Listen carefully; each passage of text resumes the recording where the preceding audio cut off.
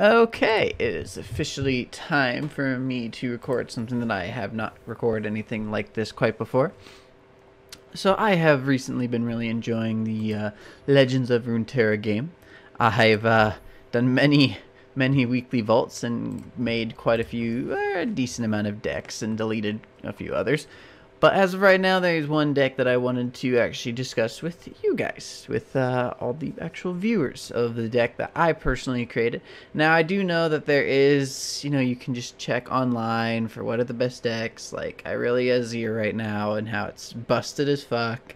And I hate going against it with such a burning passion. It's to the point where, like, I just surrender half the time now, where I'm just like, no, I already know I'm not going to win. I'm not going to test my fate. You can just, whatever. The only real way to like beat that deck is just have the ultimate defense of some fucking sort. Okay, but besides the point, I wanted to bring up a deck that I have created. So I honestly I kind of want to edit the name of this deck because I have it as this, but that's not what I want it to be. I want it to be Instant Army. I don't know why I'm saving that, just because I'm going to be going right back in it. So, Instant Army. It is a deck that is both Shuriman and Shadow Isles. And the entire deck basically revolves around the ephemeral enemies, or units. And playing off of Azir and Hecarim. So, you have to have 3 Azirs and 3 Hecarims because you just want to get them out as soon as possible. That's the biggest drawback of it, is that you basically have to have either a Hecarim or an Azir for the deck to be any good. And it's definitely, it's still a card game, so RNG can really fuck you up if you just keep getting the wrong cards and not getting any of the things that you want. But Azir, every single time anyone attacks, he creates a Sand Soldier. Okay. Off the rim, it's really nothing that insane. A Sand Soldier only does 1 damage, and then will do 1 to the Nexus if it strikes the Nexus. So it's a little bit more, but nothing insane. But then, if Azir gets leveled up, he also gets +1 to himself and to the to everything that is summoned that round. So if I attack with any of my other units, it'll summon a Sand Soldier, and it will give that Sand Soldier now 2 because of that, and he does the additional damage with his Nexus Strike. But for the most part, you really don't want to attack or threaten Azir. He's mostly like either a bulk, where he'll just get hit because he does have 6 health, or just to buff the units. Hecarim is the one that really goes insane, because he has he summons 2 Spectral Riders whenever he attacks. But when you level him up after attacking with 7 Ephemeral, which is extremely easy, yet again, every single round you're at least going to be doing 1 as long as you attack and you have Azir out. Plus, I told you I already have a lot of units that are like that. So when he levels up, all attacking Ephemeral, honestly, even if they're not attacking, they just automatically gain +3. So when he attacks, there's just him, which is his 6 and 7. Then he will summon 2 of these, so they'll be at 2 attack. Then they'll gain the 3+, so now they'll be at 5 attack. And then you have an Azir on the field, so now they'll be at 6 attack, as long as they both leveled up. Which, not only that, but every time you attack with Hecarim, he spawns 2 of these, which then goes towards Azir, because now that will go up 2 more. So basically, they play off of each other extremely well. So now I'm going to go over the actual well, that was kind of the bread and butter, but all the individual parts here. Okay, I didn't mean to click that. So first we have Fading Memories. Pick a follower, create a ephemeral copy of it in hand. So basically, this isn't anything that insane. You just pick a follower and then you create a copy. Exactly as it sounds. Now, what I like to do with this is already pick someone that's already going to be ephemeral. The reason I do this is just to make another one, such as you can get the Spectre, which the only reason I even have this in the deck is basically so I can throw out a unit and then just attack with him. Like, if nothing else, I'll attack with him, and then that really plays off of my other cards, such as it will help level up Hecarim, it'll help level up Azir, And if they, because the last breath makes 2 more copies, if they attack me with them, that last breath will now give me more copies, which I can just further attack with, further leveling these people up. Or if they're already leveled up, it will do the second best card that like really makes this deck. It's Shark Chariot. I love this fucking card. Shark Chariot, where every single time you attack with ephemeral allies, they will spawn. And they do 3 in 1. So now, I want you to think about this with Hecarim. So now instead of doing 3 in 1, they don't do 6 in 1. Well, like 6 health or 1 health doesn't really matter. But then, if you also have a 0 out, now they do 7 attack. And that's every single time that you attack with ephemeral units. So even if for whatever reason you don't play either of these, but you attack with another ephemeral unit, then bam, you now have another Sand Soldier and however many Shark Chariots you've used. So I could throw out a Shark Chariot, use Fading Memories, and I'll get another Shark Chariot for my next attack. So not only am I now getting more Shark Chariots, so if I play all 3, and there's 3 of them automatically on the field, and then I use a Fading Memory on 1 or 2 of them, now I have 5 of them. So if I attack with any ephemeral unit, I'm attacking at 6 to however many defending units they have. So very, very strong. So even if I played him, then there'd be his measly 1 in 1, which yet again, if I have Hecarim, he's now 4 in 1, and then Azir, he's now 5 in 1, and then I have a Sand Soldier, and then I'll have like 4 or 5 Shark Chariots. It's a very good combination. So then we have Rite of Calling. The reason I have Rite of Calling is because I have a shit ton of ephemeral units, so even if I play one and then just use this just to murder him, which I have done, I'll summon a Dune Keeper, he'll summon his Sand Soldier, and then I'll just sacrifice the Sand Soldier. And just like that, I now have one of these cards in my hand, which yet again, I told you that like the entire deck really revolves around Azir and Hecarim being on the field. So because of that, I'm going to want them as soon as possible. So I do have 2 of them in my hand, and then Dune Keepers. Now, Dune Keepers help level up both, yet again, because playing one automatically puts Azir now at only needing 11 more allies, because there's him plus the Sand Soldier. And if I attack with the Sand Soldier, now Hecarim's attack with 7 units now goes down by 1. So now he only needs to attack with 6 ephemeral units. And I have 3 of them because of that. Oblivious Islander. I have him, yet again, for the same reason that I have Fading Memories. It's basically just to either use it on someone that is already ephemeral, or if I need to, I can use it on something else. But yeah, I can use it on different units. Like if I wanted to, I could place it on the Dune Keeper. So when I throw down the Dune Keeper, now I have the Dune Keeper, who now costs 0 because he reduced their cost by 1, and then he'll summon a Sand Soldier, and then I can attack with both of them, and then bam, I've now summoned 2 units, or 3 units, essentially for 1 cost, since I have the Oblivious Islander, and I've attacked for 2 to 3, depending on if the Sand Soldier gets to attack the Nexus, and I've now leveled up both of my units even more for less cost. Or I can definitely do it on any of these other guys as well.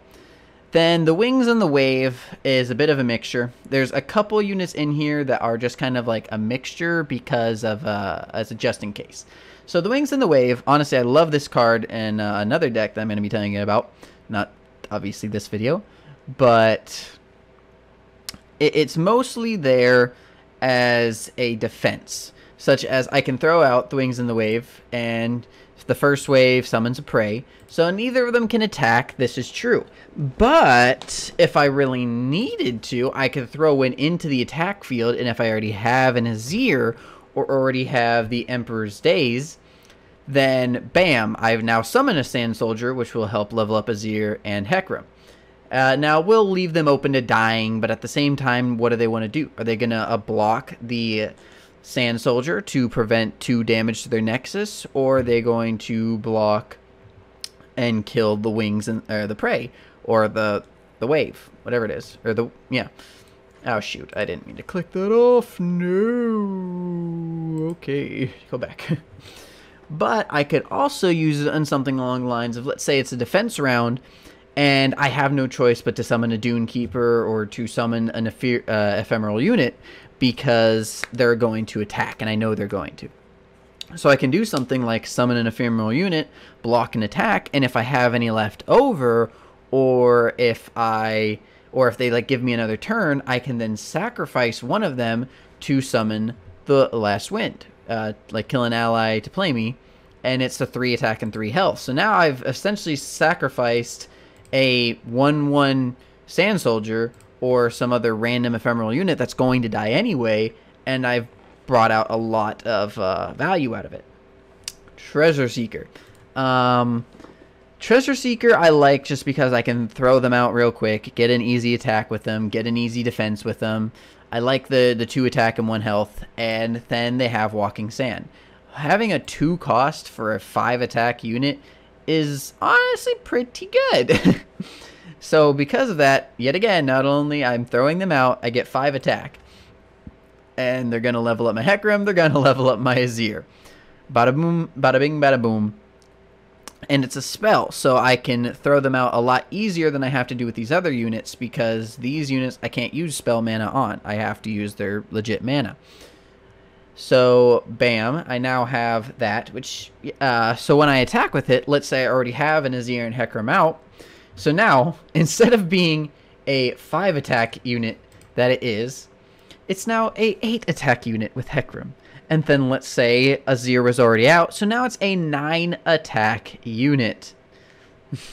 And I don't know about you, but 9 attack can kill most units in the game. So they have to block it. They're either going to block it with something little, or they're really going to throw something big at it. Then I have 2 Emperor's Days. This is yet again to throw it out. That way, if I do attack, and let's say I haven't had a lot of Shark Chariots and I haven't been able to do stuff like that, I can still throw this out, and then bam, I'm leveling up Hecarim, I'm leveling up Azir. If I already have Azir and I attack with it, now I have 2 Sand Soldiers being summoned. If anything, I could summon a Dune Keeper, and then bam, I'm now attacking with 3 Sand Soldiers, which is just going to further level up both of these people. Fading Icon is just like the Wings. I have them in here mostly as a defensive unit, or if I absolutely need to attack. So I throw him out here because I'll just block with him. And then he does 3 attacks, so he's honestly a pretty good blocker, because even if he's going to die, he's still going to damage whatever he is getting hit by. And then the Prey also, yet again, is just something that I can block with, because this deck is primarily attack focused, because every time I attack is when all the big stuff happens with Azir Sand Soldiers, his Spectrals, him increasing ephemeral units. And yet again, I can do something along the lines of using my Oblivious Islander on my Fading Icon, and then bam, I now I'm attacking with an ephemeral unit. So if I now play this 1 cost Fading Icon out, he's now an ephemeral unit, so he can summon other ephemeral units with him, like a Shark Chariot. Then we have the Haunted Relic. This is both a defensive and attack card I have. Unleash 3 spirits, Unleash spirits. And the main purpose of this is basically just, if I wanted to, I could use it to attack. I'm only going to do 3 damage, but it's 3 separate units that they have to block, essentially. Or they don't have to block, and they're going to have to take that 3 damage, and that's an instant 3 for both of these guys. So I've just summoned 3 units, and I've just attacked. I'm going to be repeating that a lot, so I am very sorry about that, to be completely honest, because that's, yet again, it's the point of the deck, so going to be referring to it. And I can also use it to block, such as if they don't have any units with massive overwhelm attack, I can just throw it out there, and then they're easy block units. Now, yeah, they're not going to level up Hecarim, but still. And if I use it out there and I already have Hecarim, all of them now become 4 attack. So, bam. And then I already told you about Shark Chariot. Basically, I throw him out here. I basically throw it out all the time. Even if it's not an attack round, I understand you can't block with him, which is very unfortunate, but understandable. But even if you can't block, he still does good damage. And even if you throw him out in a defense round, yeah, he's just going to die at the end of the round, but yet again, I could use something like Last Wind to sacrifice him, and his last breath will still be active. So even if he doesn't attack, he's still going to come back every further attack with ephemeral units, which is very strong. I told you about Azir. Stalking Shadows. This card is nothing insane. Pick a follower from the top 4 cards in your deck, draw it, place the rest into your deck, then create an exact ephemeral copy in hand. Now this card has actually bite me in the ass a couple times, such as there's been times where I've used this card and I don't have an attacking unit in the top 4 cards of my deck, which really sucks because you'd basically just burn 3 mana. What that means though is that all your 4 cards are just going to be spells, so your next 4 rounds you're just getting spells, which does suck, but happens. But notice how you grab both the card and copy it to ephemeral. So let's say I grab a Shark Chariot. I now have a Shark Chariot. I now have 2 Shark Chariots. Yes, they're both ephemeral, but I can play both of them in an attack round, or I can play them in a defense round and sacrifice them, or just whatnot.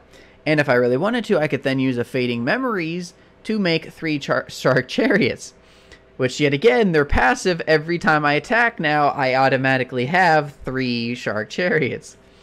Or I could do something along the lines of like a Fading Icon or Treasure Seeker, because their actives are still going to happen. They're still going to make Awaking Sands. So now I have ephemeral units, so I can play them in an attack round, play them, and then I can get a Shark Chariot. I'll leveling up Hecarim. I can get a Sand Soldier. I can level up Azir, because every single time you summon a Sand Soldier, that helps level up Azir. So you can do a incredible amount with this Stalking Shadows, depending on what cards you pick. But it is kind of problematic in the times that you don't really get a card, such as you just get constant spells, or if it just gives you like, oh, I have the option between Fading Icon and the Wings in the Wave. Like, oh no. Whoop-de-doo-dah. I would much rather have Shark Chariot or one of these other guys. Then we have Desert's Wrath. Sorry about that. I apparently can't speak. I love Desert's Wrath because it grants all allied Sand Soldiers everywhere +1. And summons 2. So if I summon this on an attack round, I'm now attacking with 2 Sand Soldiers. Let's say I have an Azir. I'm now attacking with 3 Sand Soldiers, plus it increases their damage already. Now let's say I have an Evolved Azir. Now all of them are increased. Instead of just having 2 attack 1 health, now they all have 3 attack 1 health. Let's say I have a Hecarim out there too. Now they all have 6 attack and 1 health. You're going to have to block something with 6 attack. Plus, yet again, throwing this out there, even if I don't have a Hecarim evolved yet, or leveled up, attacking with 2 to 3 Sand Soldiers is going to definitely increase that 7 that you have to attack with real quick. And I have 3 of these. So if I've played all 3 in a game, because you can use it to defend if you really want to, but it is definitely better attack. So I can play this, summon 2, and if they try to attack, then I'll just throw them out, and then bam, I got an easy block. And they're still going to evolve all the Sand Soldiers everywhere 1. So if I use all 3 of these, and I now have all my Sand Soldiers now automatically do 4 attack. Then I have an evolved Azir, so now they do 5 attack. Then I have an evolved Hecarim. They now do 8 attack. So, bam. It's very painful. Now, the Sandcrafter, I think, is honestly okay. For the most part, I really don't need to use it. But yet again, it does help with everything. I create a Sand Soldier with helps evolve both of them. Whenever I'm attacking. And yet again, with Desert Wraith, the Sand Soldier could already be a lot stronger. With Azir's passive, it can be stronger. With Hecarim's passive, it can be a lot stronger. And then there is Glade Collector. This unit is extremely powerful if used properly. So, when another ally dies, drain 1 from the enemy nexus. So drain automatically means that your nexus is going to be healed 1. So you're doing damage to their nexus while healing yours. I have completely turned games around with this unit. So let's say I throw out a Glade Collector. Okay. And there has been times where I've done Stalking Shadows, used the Neverglade, thrown an ephemeral Neverglade out, thrown the actual Neverglade out, and then bam, I now have 2. Now, yes, that is a full 10 cost, so it is kind of expensive to do something like that. But then I throw all my ephemeral units out. And so let's just say you have a Hecarim, you have a Zir, and you throw out some sort of like Sand Soldier or something. So now every single time an ephemeral unit dies, they're going to do 1 damage to the enemy nexus and heal yours for 1. So if you have 2 of them out on your field, you're not doing 2. Now, as I've already said, usually you can very easily get up to 6 attacking units with ease. You throw a Hecarim out there in a late game fight, or even if you're only at like the 6th or 7th round. So you have Hecarim, you have the potential evolved Hecarim. He now summons 2 Spectral Riders. You have a Zir, so now you have at least 1 more Sand Soldier, so that's 4 units attacking. And let's say you've used 1 Shark Chariot, just 1. So now you have 5 units attacking, 4 of which automatically die when they're done attacking. That's an instant 4 damage to their Nexus and an instant 4 health for yours. And then Hecarim's the last most expensive card.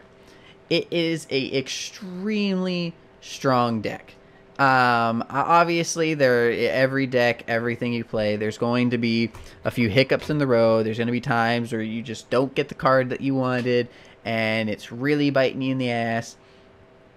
But for the vast majority of the time, you are easily capable of just throwing an army out them. And that's why it's called Instant Army. Because towards late game and even mid game, you can throw out one Sand Soldier. Just 1. And let's say you have an Emperor's Days, you have a Zir, you don't even have Hecarim out yet. You throw out 1 Sand Soldier, and then bam, now you have another Sand Soldier, another Sand Soldier. You have 3. You've used a Shark Chariot. You now have 4 attacking units, all of which they either have to block or they just have to take a decent amount of damage. There's nothing they can do. So that is my instant army. If you want, I'll like slowly go through this to let you guys see what everything is. Some of them kind of vary between 2 and 1. Yet again, this is just kind of an extra card to throw out there so that even if they attack it for me, yes, I can potentially take 1 damage or I have to block it, but at the same time, it's a 0 cost ephemeral attack. So it's it's just good for all my units. 2 Fading Memories, 1 Pesky Spectre, 2 Rite of Calling, 3 Dune Keepers, 2 Oblivious Islanders, 3 Wings in the Wave, 2 Treasure Seekers, 2 Emperor's Days. Originally this was 3, but I just didn't think it's necessary because 9 out of 10 games, you're going to have an Azir. And like, it's only 1 more cost for the exact same thing, plus he has the ability to level up. So honestly, if you really want to, you don't have to have any, but I would at least have 1 to 2. If you wanted to trade in for more pesky specters or other things.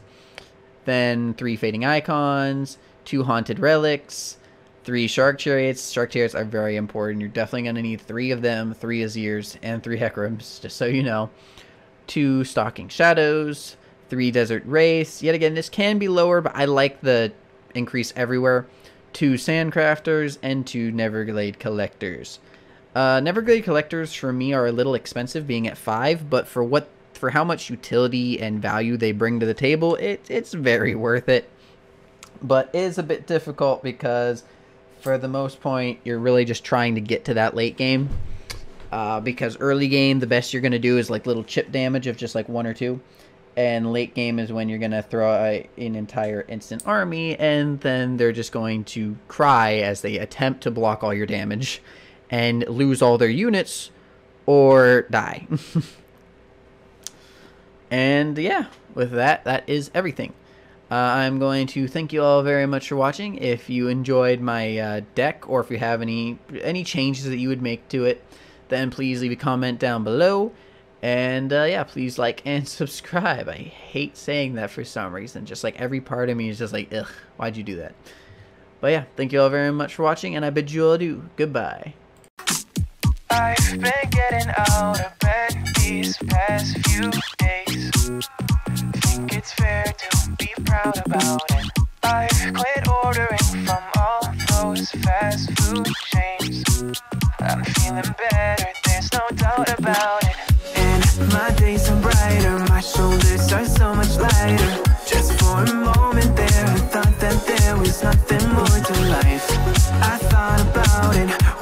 couple songs about it, just for a